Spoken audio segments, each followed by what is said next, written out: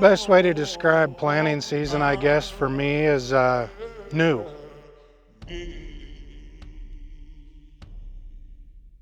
This is our livelihood. We will try to improve it the best we can and take care of things the best we know how.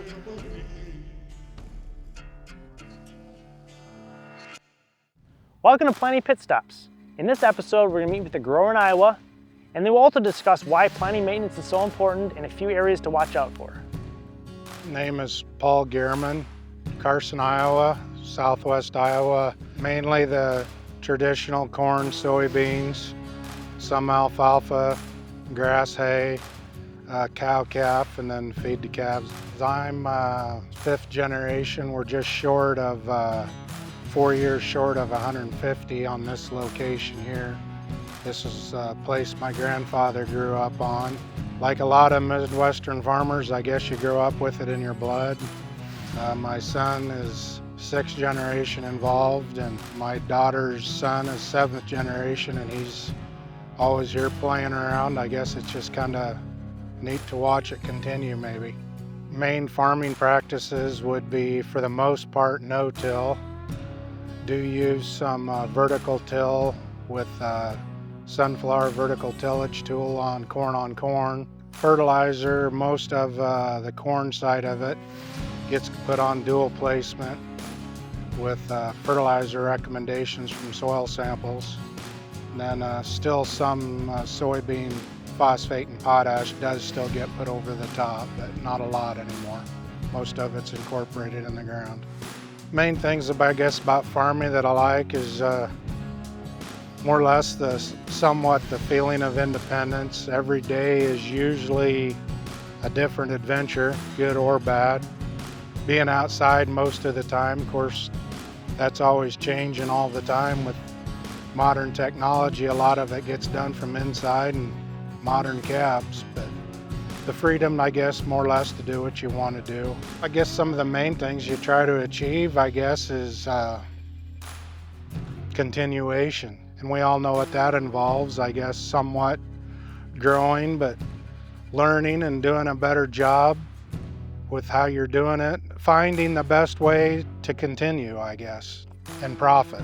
Best way to describe planting season, I guess, for me is new continuation. I mean, a new chance, new crop, new adventure, a new year. We're not out here polluting the environment, destroying soil, destroying ground, or abusing livestock or anything like that. It'd be counterintuitive. This is our livelihood. We will try to improve it the best we can and take care of things the best we know how, either with fertility and tillage practices or animal husbandry. A lot of the livestock almost become part of the family in reality too. I mean, don't want to treat anything bad because it'll come back and be counterintuitive. And the favorite part of planting season, I had to think there, I mean, it's the one main thing about it is, again, it's a new chance at a different season, but you've got one job, and that's to keep that thing moving. There's always stuff to do on a farm, but during planting season and or harvest season, that's the number one thing, is whatever it takes to keep that thing moving. You only get so many perfect days. So some other things get put on the back burner, which maybe isn't always good, but main things that I've personally seen just in my short, of course, every day gets longer lifetime, but technology. There's not a single chain or cable on this planter. It's all wires and electronics. I mean, I started out myself planting with a 4-row planter. Something broke, it was a chain or a cable. It was, I guess, simple. But this isn't simple when something breaks, but in a way, it's easier to figure out what the problem is too, maybe, I guess. But, you know, the technology side of it is huge. Again, with these new planters with seed sense and speed, that's a big thing. You can go so much faster and do actually a better job than you could with the old planter going at 4.5, 5 mile an hour. This actually does a better job even at 7, 8 mile an hour than that one did. So that helps alleviate some of that. You only get so many days again, so of course run them more hours. You get that with modern cabs and technology, aren't as tired in the end of the day. This planter here is an MFVN, pretty much a Massey Ferguson frame and row units with all precision technology on it, with speed tubes and precision delta force and precision meters. Row spacings on this planter is 20-inch rows. I run corn and soybeans with that. I've ran 20-inch rows now for probably 24 years, 25 years. Sometimes 15-inch row beans can be a little bit too narrow for air and disease, and sometimes 30-inch corn is too wide. So I guess I look at this as kind of the best of both worlds. I can increase my population on corn and still have the seed spacing farther apart.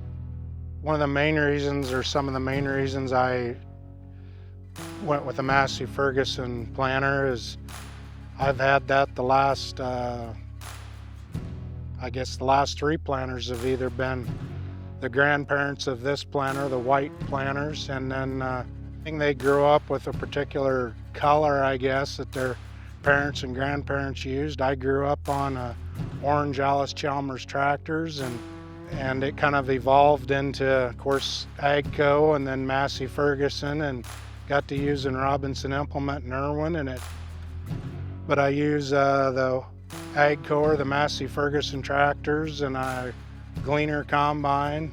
Again, dealer support's kind of the main reason, and familiarity with the products.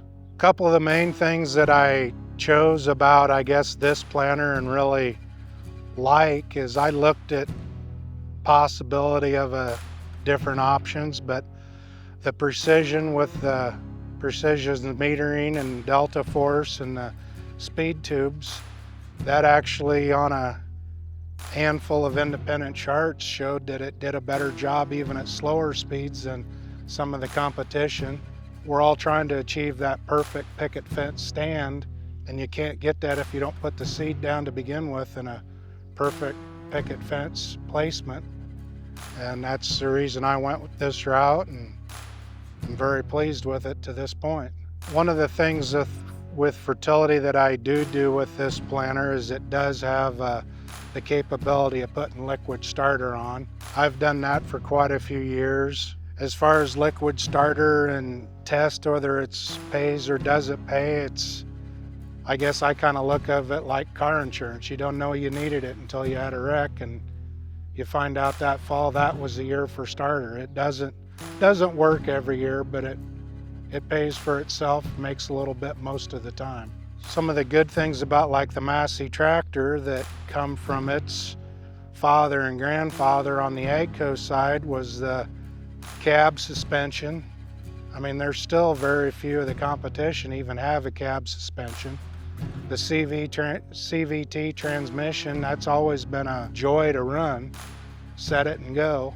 This is the 4th tractor I've had with the CVT transmission, and knock on wood, I've never had an issue with it. Well, some ways the Massey Ferguson tractor and planters relieve stress is when everything works great. That's very pleasant and non-stressful, and I guess for the most part when I have had problems, it's been easy to figure out with a phone call either to Robinson Implement or Precision Planting to figure out fairly timely fashion what the problem is. And most of the time it's just a matter of switching a component so you can run again.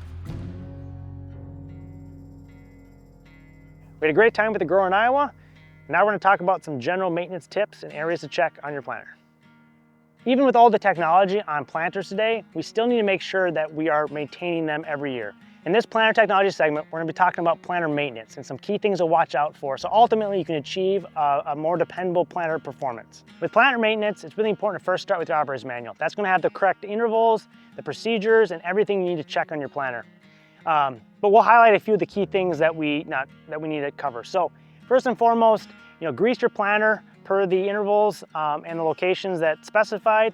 Also check all your connections, so whether it's hydraulic, your vac lines, your seed delivery, your fertilizer, right? We always want to check those before and during the season for leaks. When we talk about the row unit as a whole, we'll kind of start at the front, work our way back. With your row cleaner system, we want to make sure that the row cleaner wheels spin freely, right? The bushings and bearings are all good to go. We want to make sure the frame is locked in. We don't want the thing wobbling around. When it comes to the row unit itself, we can lift up on the row unit and see if there's any slop in your parallel arms. You know, you don't really want anything more side to side or kind of front and back more than say about a ½ inch. So if you do have that, replace the parallel arms, because that's how you really maintain row to row spacing. Kind of moving a little further back, opening discs, make sure that those are the proper size for Massey Ferguson planters. They're new, they're about 16 inches, not quite, and then you got to replace them if they're under 15. Gauge wheels, want to make sure they spin freely. Also, the interaction between the gauge wheel and opener disc is pretty tight, within probably a 1/16, because again, we don't want dry dirt falling back down the trench. Your depth adjustment system. So every year you want to make sure that your depth, your set depth, and you know where 2 inches is at, for example. And so Massey Ferguson planter is really easy. We have this nut here, so you're able to calibrate the whole row unit.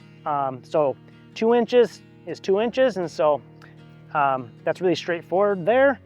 When it comes to the closing system, we want to make sure that, again, none of the bushings are worn. We want to make sure that the closing system is centered on the opener discs, and so you can do a scratch test to check that. And so those are just you know, a few of the many points to check on every year with your planter. There's also a variety of steps for your meters and your C-tubes and all the other technology you have on your planter. So at the end of the day, I think there's a lot of great technology on planters, but we have to make sure this foundation is solid in order to achieve optimum planting performance. So anyway, make sure to check your planters every spring and you should be good to go. Next week, we'll be headed to the land of cheese. We'll be meeting with a university agronomist, as well as with a farmer who is always planting on a hill. Thanks for watching. Like, share, and subscribe.